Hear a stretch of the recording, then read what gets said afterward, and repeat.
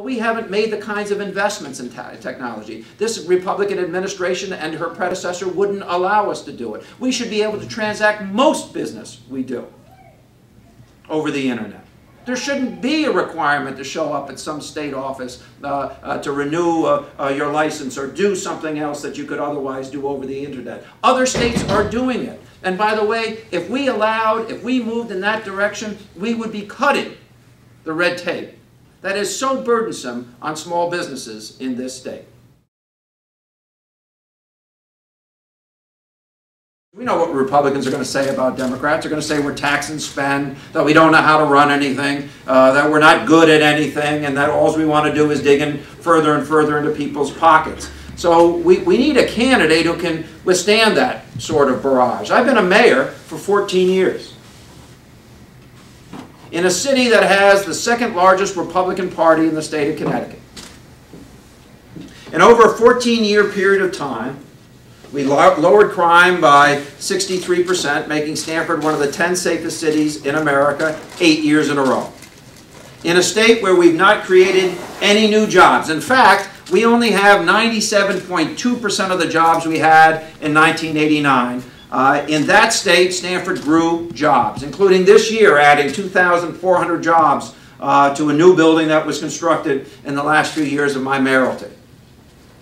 In a state that hasn't invested in replacing affordable housing and making sure that working people can live close to the place that they can find a job.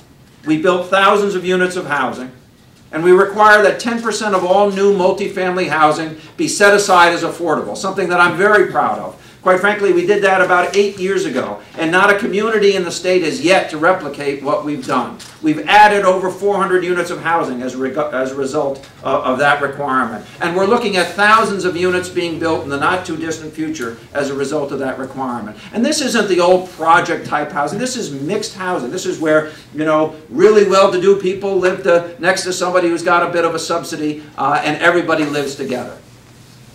In a state where urban areas have really taken it on the chin, I think over the last 14 years, if you asked people what they thought of what we accomplished in the city of Stamford, they would tell you we did a lot.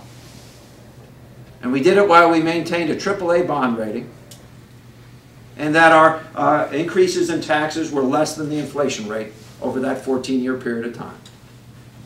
Now, you know, if you put me on a stage with any Republican, Foley or Fideli, who I went to high school with, or one of the folks who's talking about getting into the race, the first time they say tax and spend Democrat, I'm going to say stop right there. Because you're right, I would spend money on infrastructure. I would make sure we had highways that met our needs, that we invested in other forms of transportation. I would make sure that we had infrastructure that we could be proud of, because that would be the basis of our economic growth, just as I did in the city of Stamford. But having run a $500 million corporation, a city that grew 14,000 people while I was mayor, I'm prepared to take my record, Mr. Republican or Miss Republican, and put it up against yours any day of the week.